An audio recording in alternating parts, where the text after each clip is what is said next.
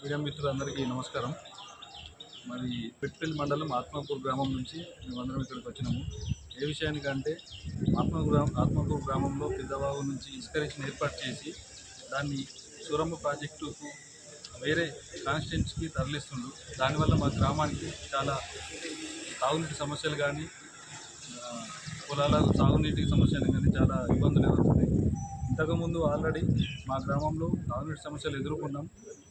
అయినప్పటికీ మేము ఆల్రెడీ ఇంతకన్నా ముందు కూడా ఆర్డీఓ సార్కు రిప్రజెంటేషన్ ఇచ్చాము. ఒక 21 నాడు కూడా అడిషనల్ కలెక్టర్ గారికి కూడా విషయం చెప్పినాము. అయినప్పటికీ ఇప్పటి వరకు కూడా యథావిధిగా అది కంటిన్యూ జరుగుతుంది.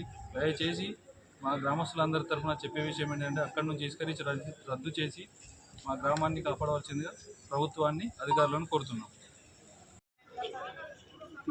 నమస్కారం. మరియు గౌరవ కలెక్టర్ గారికి తెలియజేయనది ఏమనగా, మా ఆత్మకూరు గ్రామం అనేది వరద కెనాల్కు పైభాగంలో ఉన్నటువంటి విలేజు.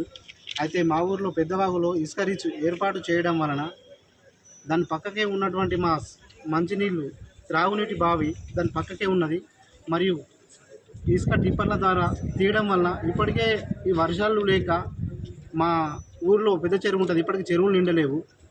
మరియు భవిష్యత్తులో ఇంతకుముందు 2009లో కానీ అప్పటి నుంచి మేము 2016-17 వరకు కూడా మేము త్రాగునీటి కొరకు చాలా ఇబ్బంది కష్టాలు పడ్డాం.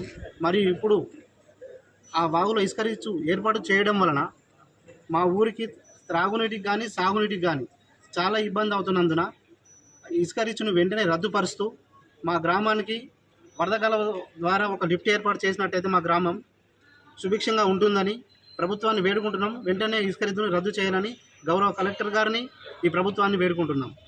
మిత్రులందరికీ నమస్కారం. అయితే మాది మిట్పల్లి మండల ఆత్మకూరు గ్రామం. మా గ్రామంలో పెద్ద చెరువు అని పెద్దవాగని మాకు ఇసుక రీచ్ అనేది ఏర్పాటు చేయడం జరిగింది గవర్నమెంట్ వాళ్ళు.